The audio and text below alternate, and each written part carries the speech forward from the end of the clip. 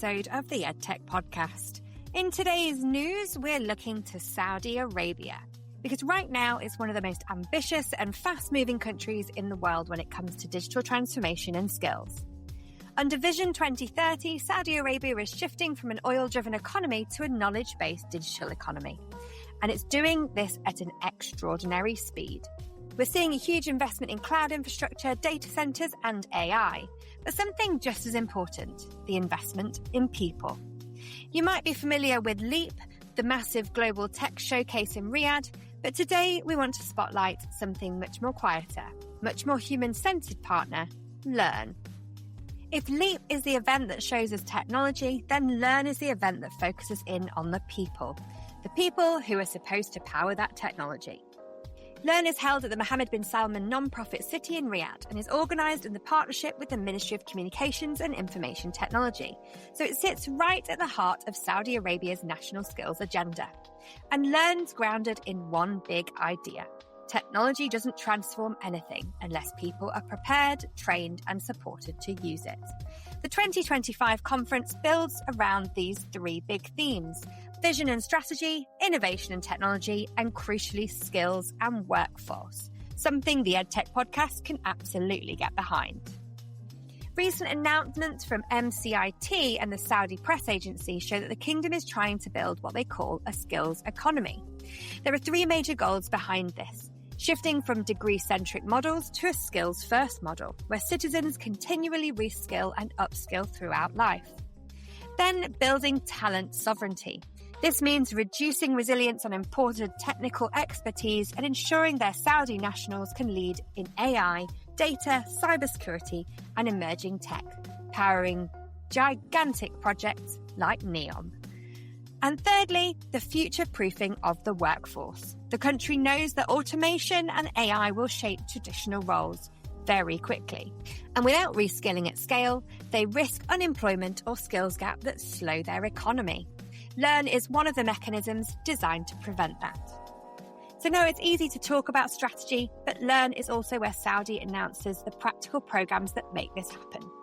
Recent events have spotlighted major initiatives like AI agent technologies, training thousands of Saudis not just to use AI, but build autonomous AI systems. Quantum computing workforce programs, which prepare talent for the next era of computing and advanced infrastructure. And then we have huge training partnerships. Microsoft alone is working with the kingdom to train over 100,000 people in digital and AI skills aligned with global standards. And still on the AI front, SDAIA, Saudi's Data and AI Authority, is running intensive AI boot camps. And the Public Investment Fund recently launched a national AI company called Humane. Its mission? To build the first Arabic large language model and next generation of AI capabilities in the country. And at the startup end of the ecosystem is exploding. The Garage in Riyadh is now the biggest startup district in the Middle East, housing over 300 early stage companies. It's part of Workspace, part lab, part accelerator, and a sign of how seriously Saudi is taking national innovation economy. So why am I highlighting all of this on the EdTech Podcast? Well, the pace of Saudi is moving from policy to implementation extremely fast. If you work in education skills, edtech or workforce development, Saudi is one of the most important case studies in the world right now. The scale, they're not talking about a few thousand people, they're talking about hundreds of thousands, even millions over the next few years. That shift demands for digital learning, content, credentialing, assessment, STEAM programs, and AI literacy. Learn is showing us that governments are no longer just asking, how do we buy more technology? They're now asking, how do we build the human capability to keep up with it? And the question every education system, every school, every university, and every company should be thinking about. If you want a deeper dive, I've put some links to MCIT, the Learn platform, SDAIA, and the Saudi press agency in the show notes.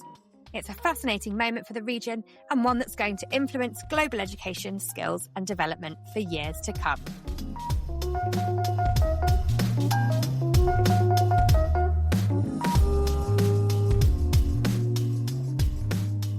So welcome, Mohan, to the EdTech Podcast. I'm really interested for you to tell all of our listeners a little bit more about what's happening here today. Thank you so much, Philippa. It's great to meet you, first of all. My name is Mohan. I run a company called Meraki Global, which is a training and learning management systems company, which is the learning partner for Accenture Academy and Accenture Learn Vantage. Accenture Learn Vantage is a bigger umbrella under which the Accenture Academy is actually delivering the National Realization Program for the Kingdom. Essentially, what's the upskilling of the major population through 4 flagship projects. One of them is called Purpose Driven Academy, in which the fresh graduates are put through a rigor of 3 months, in which they are not only given the training on the technologies like AI, cybersecurity, or cloud, they are also given a rigorous hands-on training. And then along with that, the supplementary or complementary attributes like soft skills coaching, innovation boot camp, imbuing entrepreneurial mindset so that they become resilient in their careers ahead, and also giving them the insights about the design thinking, systems approach, consultative approach to problem solving, and so on and so forth. What we do is provide them a 360 degrees professional development. So when they come here, they're just graduates with the degree qualification. When they leave us after 3 months, we have a cohort of 54 who are a very potent pool of premium talent available, which can be inducted on the day one in the industry outside. The day they reach the workforce, they are ready to hit the ground running. That has become possible because the program of 3 months makes them professionally ready, industry ready. And that is only possible because there's a massive ecosystem which is working around the academy, which is drawn from the academia, the industry, the technology teams like ourselves, and obviously the academy leadership, which is working tirelessly around it. So that actually is creating a pool which is helping the local companies meet their Saudization requirement.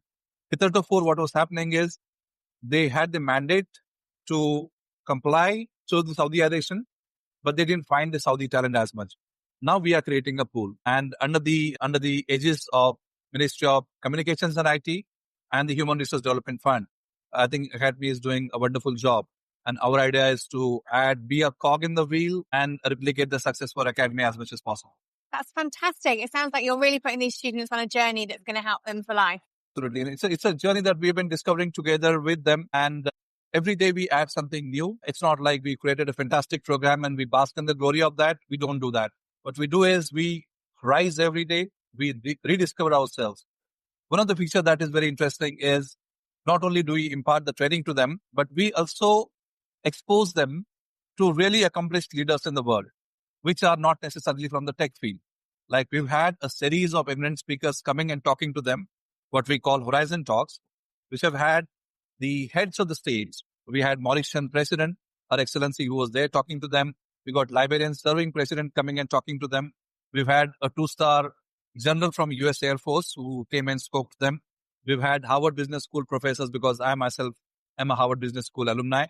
And then academia, entrepreneurs across the industry sectors, across the geographies. We have people coming and essentially inducing a stimuli in their mind so that they discover the real world much faster. And when they go out, they have seen and done most of it. So nothing comes as a shock to them. So they are ready and prepared, like a battle-ready soldier. Absolutely. And I think that really is it. It's taking from the concepts that are somewhat intangible at university, bringing them to the real world, to every day, to their future and what they can be able to achieve. Absolutely. Absolutely fantastic. Thank you so much for your help and support to kind of understand what they are all doing, because it is phenomenal what I'm seeing here. And there are some great young minds that are going to have some bright futures. Thank you very much. Thank you so much, Philippa.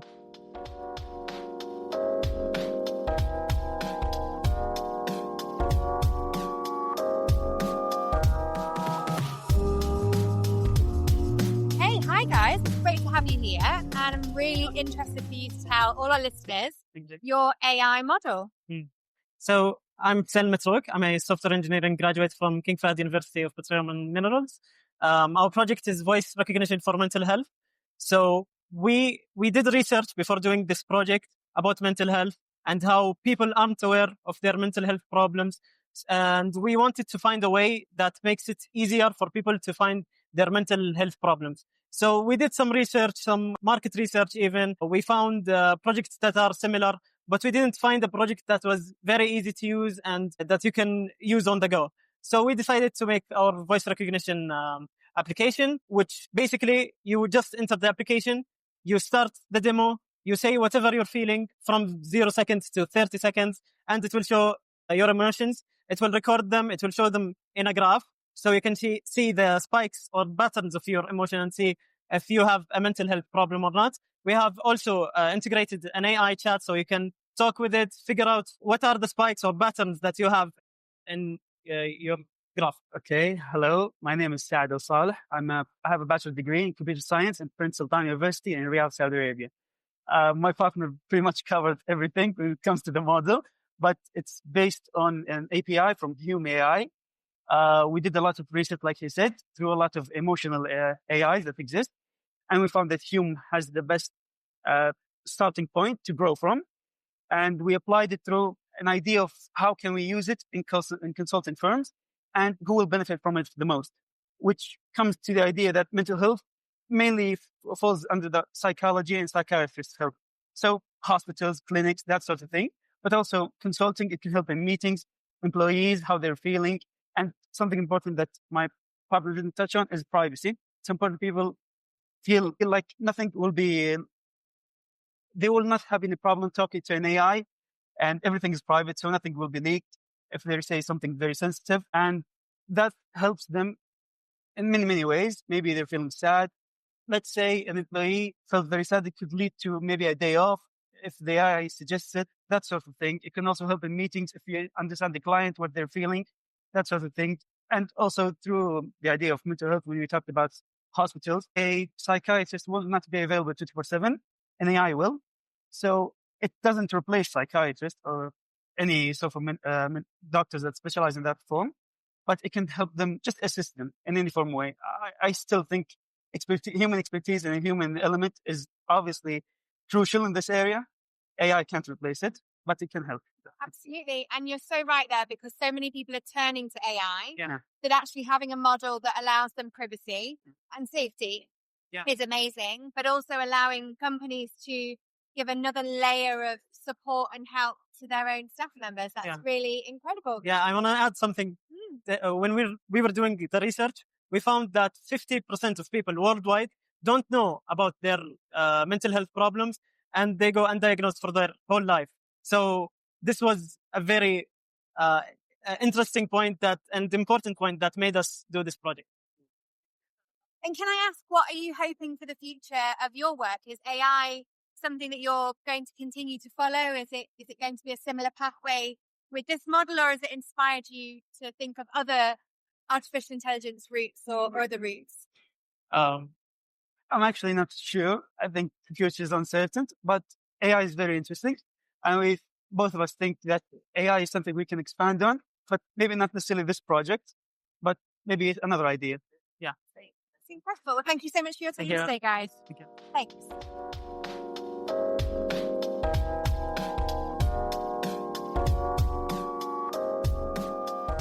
Hi guys, thank you so much for being here. We are at Learn live with you. Would you be able to just introduce yourselves and tell us a little bit about what you're doing? Yeah, sure. Well, this is Faye. I'm a trainer at Accenture Academy, and we are here at MISC to introduce ourselves and present our project. My name is Mohammed Lammar. I'm a new associate at Accenture, and we're here with the Accenture, especially the Accenture Academy. We're training, and we're here to present our capstone project. Amazing. So what brought you to the point of capstone projects? Whereabouts were your universities? So I'm from KFUBM, King Fahad University for Petroleum and Minerals, one of the best universities in Saudi Arabia. I'm in software engineering major with a concentration in cybersecurity. Incredible. And I'm also a graduate from Bristol University, bachelor degree in information technology. Wow. Okay. And so I stumbled upon you on a fintech stand. So would you be able to give us a little bit of information about what your project was? So starting from the beginning, we're with Accenture. There are 2 batches, AI and cloud batch. We learned and implemented all the things that we learned in those past 2 months into this capstone project.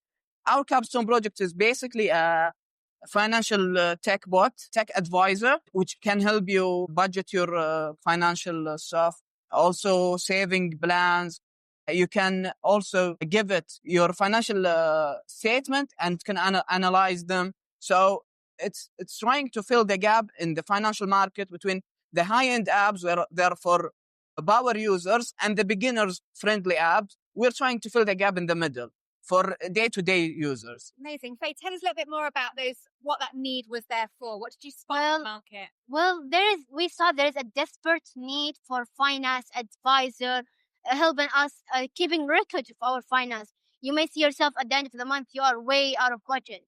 So we saw that need and we decided to, build a bridge between the complex finance world and the regular user. And our project has so many features. One of them is direct chatbot with the AI called AI Advisor. You can ask for any advice if you want, if you are out of budget or under budget. Should I buy this? Should I not? Also, there is set up goals. You can set up your long-term goals and your short-term goals, like buying a new house or buying an iPhone. You can set your current salary, your goal, and it will keep tracking your Amazing. progress. So it sounds like you've had to research, find a problem that's real world, and then be able to bring in your skill sets from university into building a real platform. Exactly. Yes. Amazing. And so what was your favorite part about building this capstone project? For me, my favorite part was fine-tuning that chatbot because I'm not an expert in AI. I'm just learning. But that process of learning something new, as you can see right now in the world, the AI is rising, is a trend right now. So learning something new with the world, that was my favorite part. And my favorite was searching and communicating with customers, clients, the users. What do they really need? Because any product starts with what the user need, not what we need, you know? It's like getting a perspective of the user that can use our app is very important. We discuss with multiple, what do they want, what their goals, and they came up with an idea that we want to set up a goal. We want to track our goals. So, yeah. That's absolutely brilliant. Thank you so much for your time today. Tell us all about your project. If you've enjoyed today's episode, don't forget to follow, rate, and share the EdTech podcast wherever you're listening. It really helps us grow and reach more educators and innovators around the world. We'd also love to hear from you, your thoughts, questions, or even your own stories of change in education. You can leave us a voice note on SpeakPipe. The link is in the show notes. And we might even feature your message in an upcoming episode. And of course, you can find all our links and show notes and resources at theedtechpodcast.com.